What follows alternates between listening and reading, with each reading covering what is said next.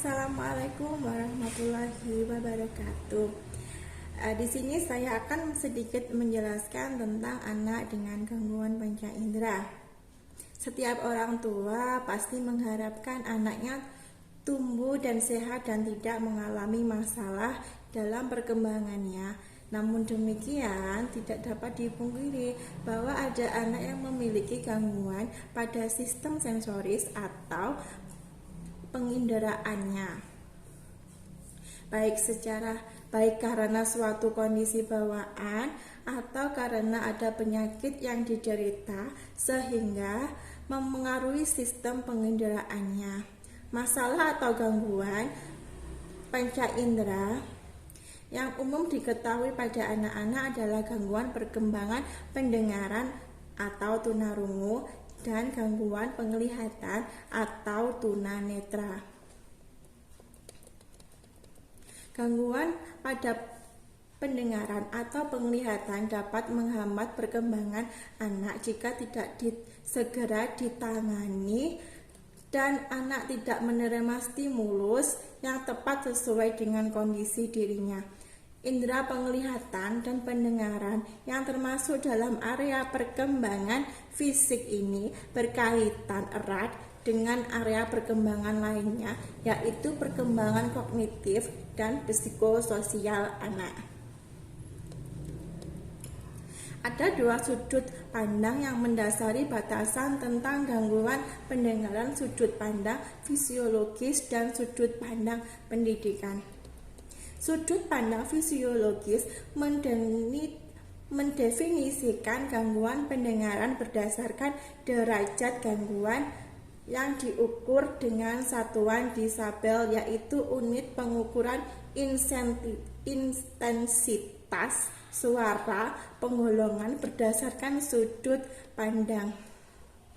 Ini adalah A. Tunarungu atau tuli, yaitu individu tidak dapat mendengarkan suara sama sekali atau hanya dapat mendengarkan suara pada 90 dB atau lebih. Yang B. Kesulitan pendengaran, yaitu individu yang gangguannya pendengaran yang berfluktuasi atau permanen namun tidak termasuk tunarungu. Tunarungu atau tuli, individu dengan handaya pendengaran yang mengalami pemrosesan informasi bahasa melalui kemampuan auditori atau pendengaran, baik setelah menggunakan atau tanpa menggunakan alat bantu dengar. Identifikasi gangguan pendengaran atau kondisi ketunarunguan sangat penting dilakukan karena beberapa kondisi gangguan pendengaran dapat menjadi lebih parah jika tidak segera ditangani sejak dini.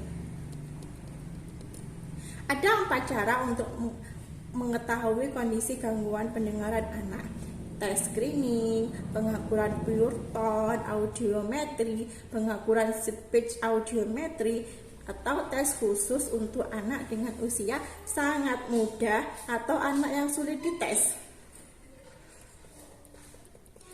Orang tua dan guru dapat memperhatikan beberapa indikator untuk melihat apakah anak mengalami gangguan pendengaran, yaitu dengan memperhatikan indikator perilaku, tanda-tanda fisik, dan keluhan anak.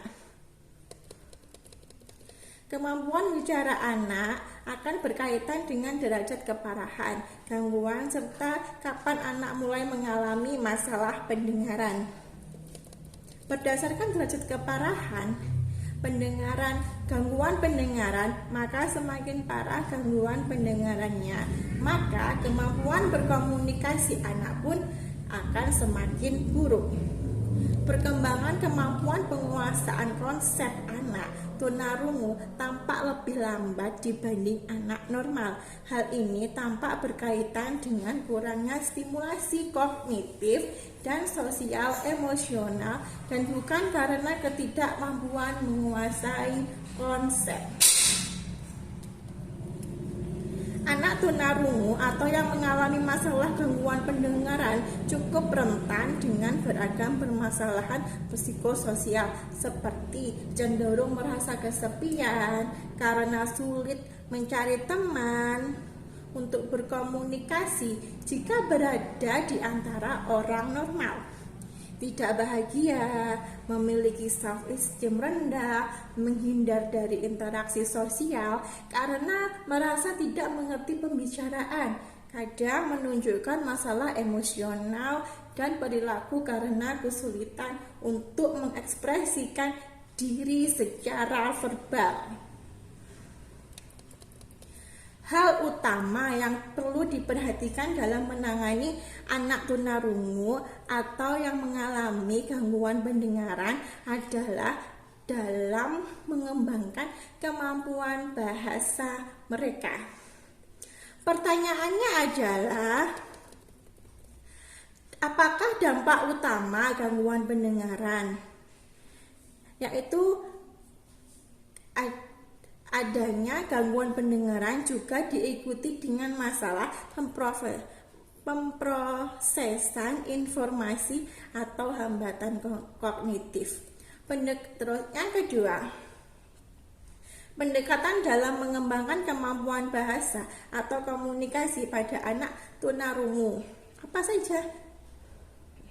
Pendekatan oral dan penggunaan bahasa isyarat tergolong sebagai pendekatan.